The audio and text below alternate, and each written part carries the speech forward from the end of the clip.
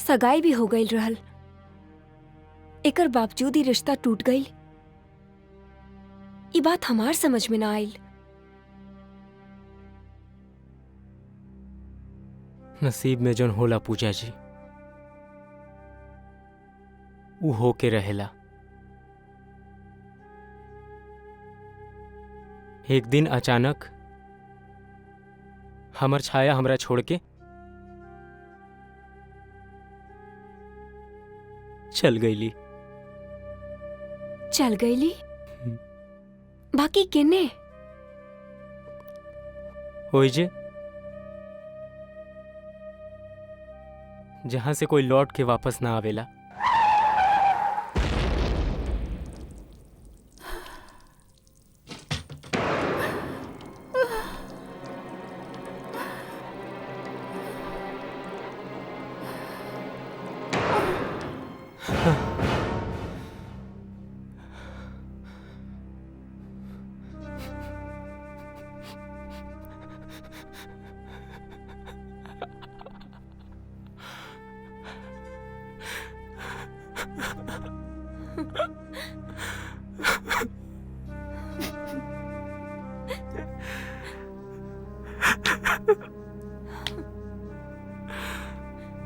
अश्विन जी, I am sorry. हमके बहुत अफसोस है।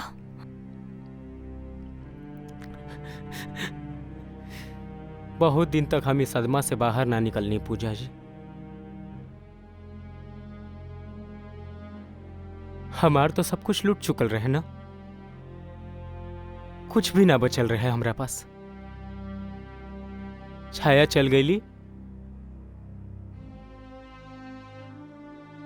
बस से ख्वाब खून के तरह हमरा खाइल जात रहे,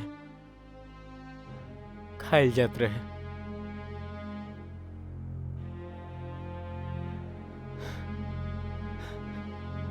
फिर एक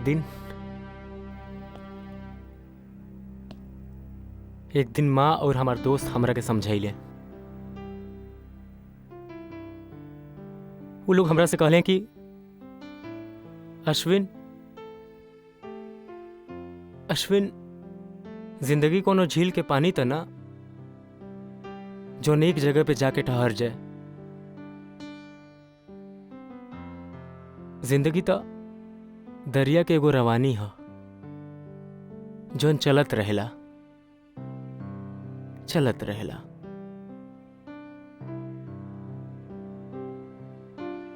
माँ के बात सुन के हम आपसे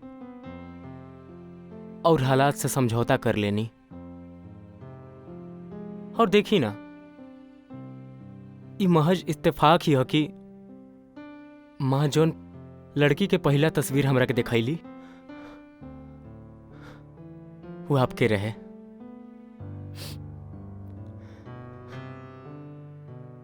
हम आपसे मिलल तय कर ले रही, लेकिन हम ये भी फैसला कर ले रही कि जौन भी लड़की हमार जिंदगी में आई ओकरा से सच न छुपाई। हम ही सच ना छिपाई। अगर देखल जाओ पूजा जी, तो हम आपके बहुत ही खुदगर्ज किस्म के इंसान लगम, लेकिन सच्चाई बाकी जौन भी लड़की हमार जिंदगी में आई ओकरा हमार जिंदगी के खालीपन के भरे खातिर बहुत मेहनत करे के पड़ी, बहुत तपस्या करे के पड़ी।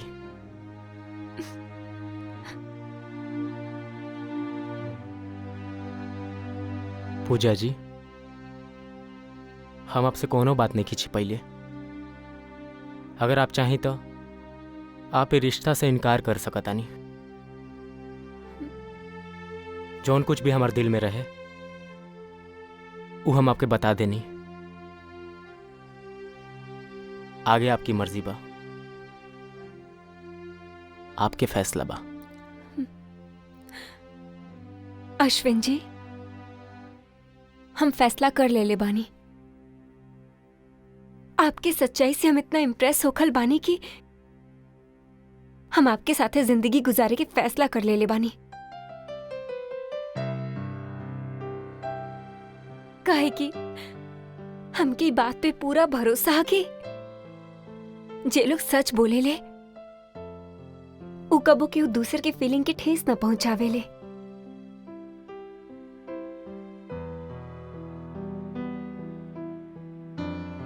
उ खुशबू की तरह हो खेलन जे जिंदगी के रास्ता की महका देवेली।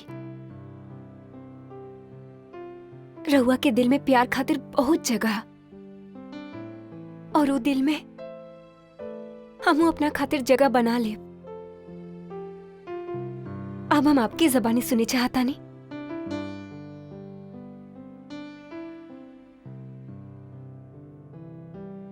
जौन तोहार फैसला है पूजा, उहे हमार भी फैसला बा।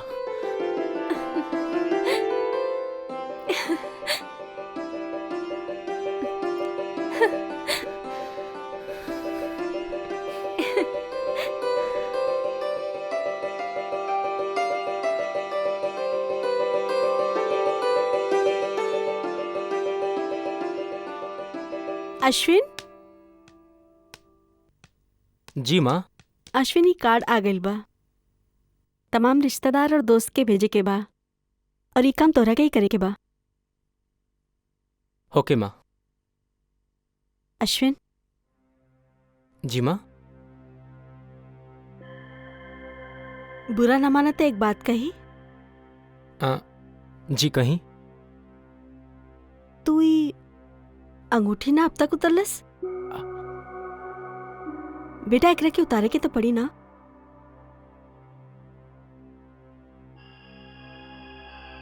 तू तो हमके अपन सगाई के अंगूठी पहनैले बड़ा, लेकिन हम अपन आत्मा डाल देले बड़ा। जवन तू अपन उंगली में पहनले बड़ा। अश्विन, आज के बाद तू ऐसन बंधन में कैद हो गइल बड़ा जिसे तू कबो आजाद नहीं हो सकत। ना ही हमर जीते जी और ना ही हमर मरे के बाद।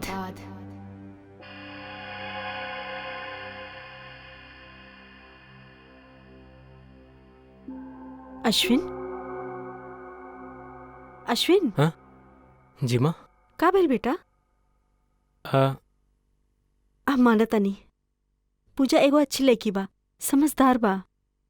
कल जब वो तोहरा के अंगूठी पहनाई तो फिर एकरा के माँ हम एकरा निकाले के बहुत कोशिश कईनी, लेकिन ये बहुत टाइट हो गई बा, निकलते नहीं खे।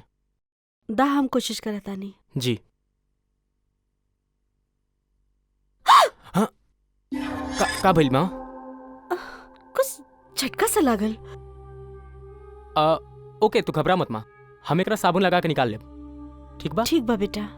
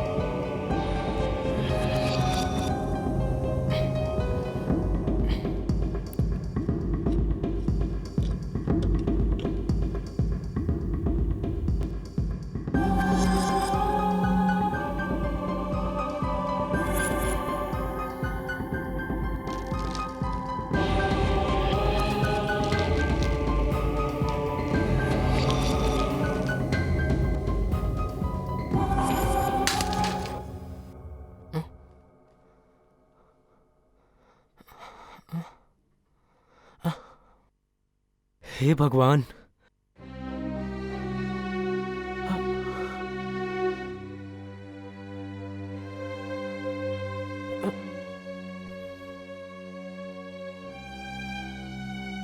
अश्विन शर्मा जी के का मम्मी अरे का हो गई? पता ना मम्मी, ई सियाही कार्ड पे कैसे गिर गई। हम तो बोतल बंद करके इजा रख ले रही। अच्छा कोनो बात ना, हम साफ कर देता नहीं।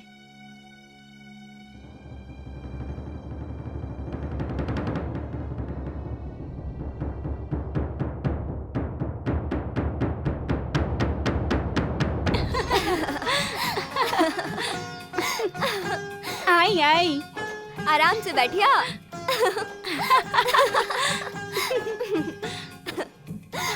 कितना सुंदर लागत अड़ी। और ये पहन के तो बहुत खूबसूरत लगी हैं।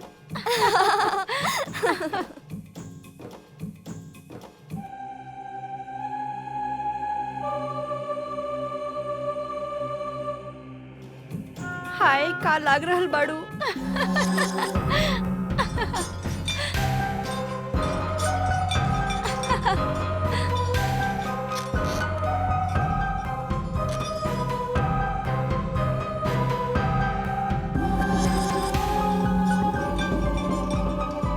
अरे हाँ ठीक से लगावा लोग।